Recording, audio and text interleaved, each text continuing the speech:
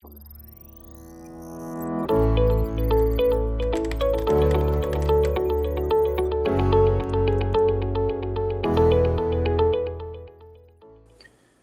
sejam bem-vindos ao Motocast número 52.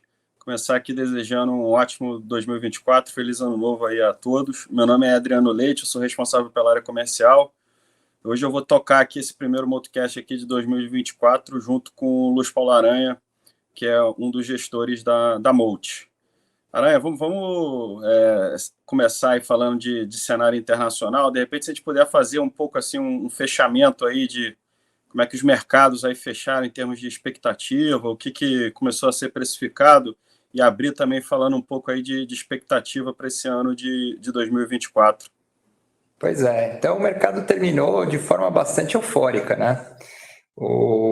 Desde de novembro, né, em que teve essa mudança grande de posicionamento do Fed, mercado precificando que a economia americana segue, né, bastante robusta, mas que a inflação foi contida, né, pelas altas de juros do Fed, e o mercado se animou muito, né, vendo os índices de inflação cederem, né, de forma bem decisiva, né? Então, acho que não tem nenhuma dúvida aí de que a inflação de fato caiu mesmo, pelo menos por agora. E a economia não sentiu, né, os efeitos da taxa de juros, que era um grande consenso para 2023, né? Então, o grande problema agora é que o mercado precificou esse cenário, né? Então, a gente está com uma bolsa muito perto dos highs e o mercado precificando esse cenário, né, de soft landing com uma inflação mais baixa, né? E aí, olhando para frente, o que torna difícil é ser parte do preço que você está pagando, né? Já é muita coisa no preço. Você tem ainda, né, um ano que vai ser bastante tumultuado, principalmente porque tem eleições nos Estados Unidos e umas eleições que vão ser bastante tumultuadas até a eleição, né? Então já começou agora, né? Alguns estados tirando Trump do ticket, né? Então já tem uma batalha jurídica aí, se ele vai poder ou não. O Biden também está perdendo bastante popularidade, até porque apesar da inflação estar caindo, a sensação, né, econômica lá ainda não é boa, né? E a gente vê aqui para os mercados, né? Além disso, você tem aí toda a questão geopolítica ainda bastante aquecida, né? Com o Oriente Médio ainda com bastante conflitos. Por outro lado, a gente vê que nem esse conflito do Oriente Médio fez o petróleo, né, subir muito, e a gente vê que realmente está faltando demanda e tem um excesso de produção de petróleo que está deixando o preço mais baixo, também está ajudando a inflação. Então, é um ano que está começando de uma forma bem, vamos dizer, eufórica, né? Um cenário bem bom econômico, de que você tem inflação baixa. Por outro lado, lá fora você já tem as ações relativamente caras, né? Então, essa é a dúvida que a gente fica aqui. A gente ficou de uma forma um pouco mais, vamos dizer, achando que a simetria caiu bastante agora, depois dessa alta aí até o final do ano.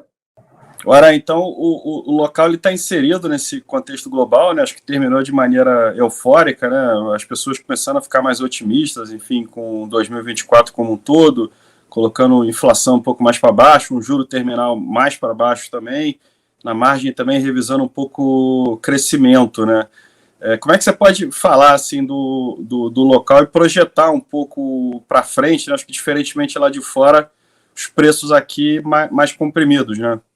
Exatamente. Então, aqui seguiu a tendência das treasuries, aqui também o juro caiu bastante.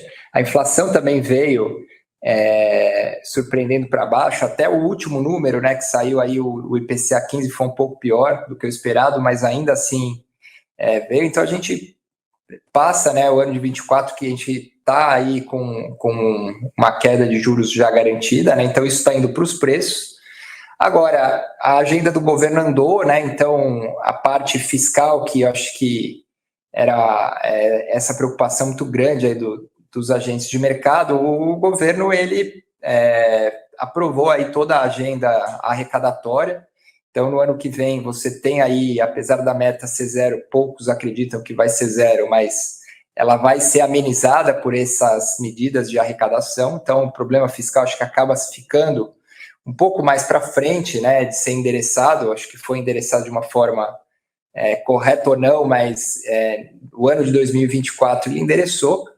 E o mercado aqui também está um pouco mais otimista, né? A diferença daqui com lá fora é que aqui ainda os preços estão muito deprimidos, né? Então a gente vem de uma alta de juros muito forte que começa a melhorar a lucratividade das empresas, né, pelo alívio financeiro.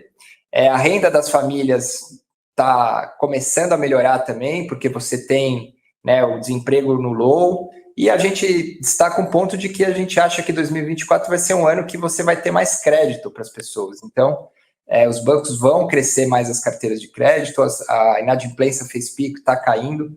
Então, a gente acha que também é um ano que os setores mais ligados aos cíclicos domésticos, ao consumo, vai ter uma possibilidade boa de surpreender, e a gente vê que os valuations ainda estão bastante comprimidos. E aonde que está assim, o grande risco assim, que você vê, seja externo ou interno? Assim? Então, né, como a gente falou, o ano está cheio de eventos, né? Então você tem políticos, geopolíticos, já começa na semana que vem, já com a eleição em Taiwan, que pode ter uma mudança, né, de posicionamento, né, tanto da China quanto dos Estados Unidos, dependendo da eleição que acontecer. Você tem a eleição presidencial americana, você está tendo aí uma tensão muito grande no Oriente Médio, né? Então o preço do petróleo pode oscilar muito para cima ou para baixo, né? Eu acho que o risco de você começar a sentir os efeitos da alta de juros nos Estados Unidos, começar, né, a atividade a enfraquecer um pouco mais do que esperado, né? E o que eu acho que o Brasil ele tá bem, né? Mas eu acho que o Brasil ele ficou frágil do ponto de vista de tomar um outro choque, né? Então a gente não tem mais a capacidade de fazer se tiver uma outra pandemia, um outro grande crise, né, que externa, que venha para cá, a gente tem uma capacidade menor de responder sem ter uma saída muito inflacionária, um problema econômico muito grande, né? Então eu acho que a gente está muito suscetíveis a grandes choques, que eu acho que esse é o problema. O fiscal ainda é um ponto, né, dado que o governo não mostra nenhuma predisposição a endereçar isso pelo lado da despesa, só pelo lado da receita. Então, os riscos são esses, né? E um ponto que eu acho que vale é que o Brasil está cada vez mais dependente do petróleo e na pauta da balança comercial, né, a produção de petróleo vem crescendo muito no país e é um ponto em que a receita pode frustrar ou ser beneficiada de acordo com o preço do petróleo, né? Então, os riscos que a gente vê são esses, né? Outro ponto que eu acho que preocupa, né, todo esse aumento de imposto, se ele vai se transformar em inflação no ano que vem, em que medida, né? Então, você tem aumento de impostos de gasolina, toda essa reoneração nas cadeias de varejo vão, em parte, ser compensadas com aumentos de preço, né? E o outro ponto que eu acho que já está no radar, mas é um ponto que talvez possa ser pior do que o esperado, os efeitos do El Niño, né, com uma safra aí prejudicando a safra do ano que vem, que também a gente está bem de olho, e essa é uma das posições que a gente tem, uma das maiores posições que a gente tem aqui, que é o Carrefour, tende a se beneficiar disso, né? Quando a inflação de alimentos fica maior que a inflação do IPCA, né? É um preditor de aumento de margens para o supermercado, e isso a gente vê que está bem pouco no radar ainda, especialmente no valuation do Carrefour. Legal. Vamos agora falar da performance dos fundos aí e como é que estão as carteiras. Vamos começar pelo Multicapital FIA. Ele fechou o mês aí bem, né? Enfim, 8,55 versus o Ibovespa de 5,38. E o ano fechado, que reflete o 12 meses também, 21,02 contra 22,28, né? Ele recuperou bem aí nos últimos 2 meses e fechou aí próximo do Ibovespa, né? Como é que foi qual foi a tônica da carteira e se teve alguma mudança realizada aí ao longo do mês?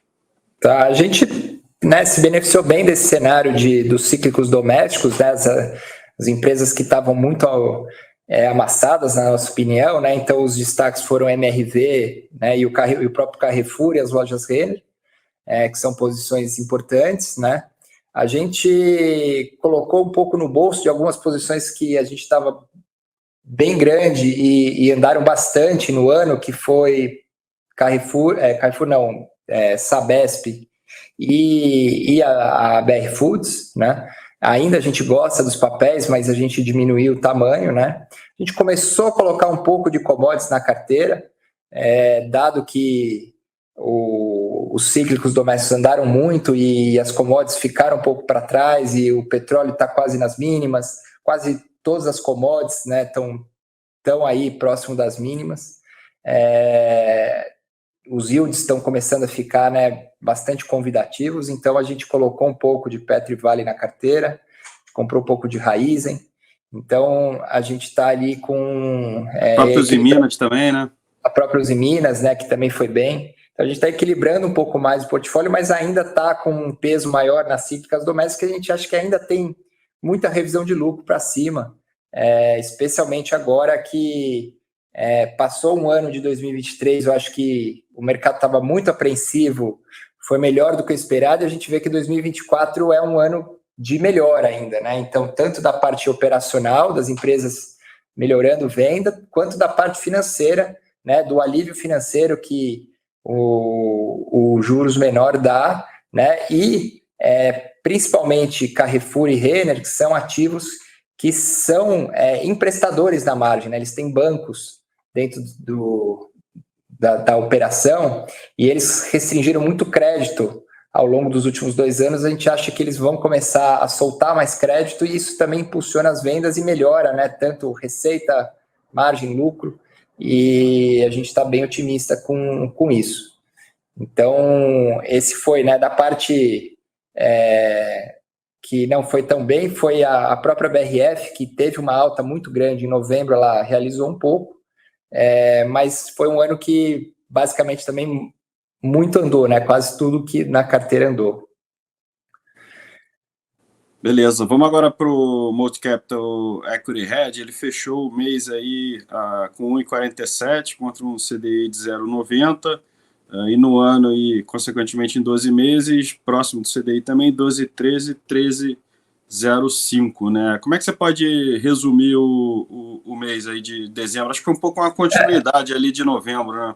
Exatamente, também foi um mês bom, a gente capturou bastante alfa aí nas posições de varejo, a gente pegou bem também o setor de papel e celulose, e da parte financeira, principalmente no financeiro offshore também, que a gente capturou bem, com essa queda de juros aí, a gente capturou alguns bancos regionais contra o JP Morgan, né? Apesar do JP Morgan estar nos highs, os bancos regionais andaram bem mais, a gente também capturou alfa aí nesses pares, né?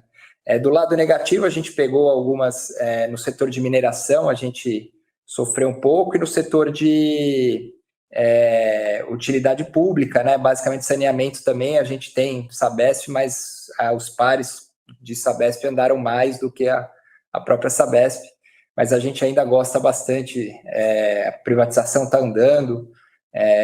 Próximo grande trigger agora a regulação, né, de como vai ser a empresa regulada depois de privatizada, e a gente acha que ainda tem bastante espaço para destravar valor até a oferta que vai vir, né, e privatizar a companhia.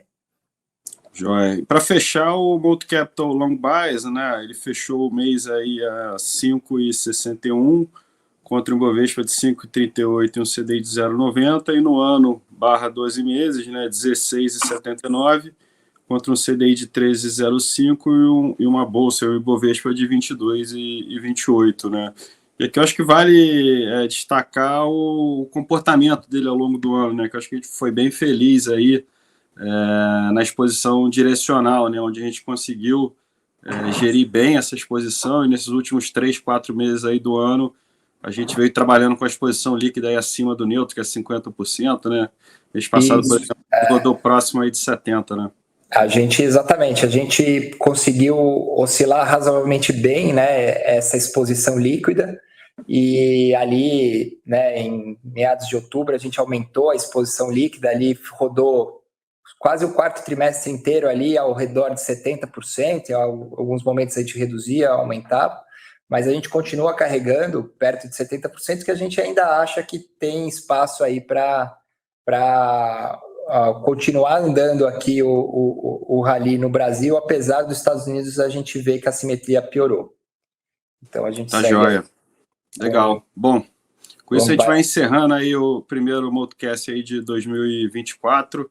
Agradecer ao Aranha, principalmente aqueles que tiveram a oportunidade de nos ver e ouvir, e desejar novamente aí um ótimo 2024 a todos. Bons investimentos e muito obrigado. Até lá, bom, feliz ano novo aí para todo mundo.